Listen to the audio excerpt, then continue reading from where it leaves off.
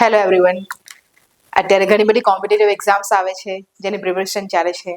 Okay, તો આજે આપણે અહીંયા જ મારો અત્યારે જ એક સ્ટુડન્ટ જેને જીપીએસસીની પ્રિલિમ્સ ક્લિયર કરી છે અને એને જે સિલેબસ અંગ્રેજીમાં આવે છે એનું જે ટોપિક્સ મેં એને પ્રિપરેશન કરાવ્યા છે એના માટે જ આજે આપણે અહીંયા આવ્યા છે. તો એમાં મેં કયા કયા ટોપિક્સ કવર કર્યા છે એના માટે તમને બતાવું છું. તો પહેલું છે એમાં tenses, parts of speech, verb, transformation of sentences, administrative glossaries, one word substitution, synonym antonyms in affix, suffix and prefix, direct indirect speech, active and passive voice.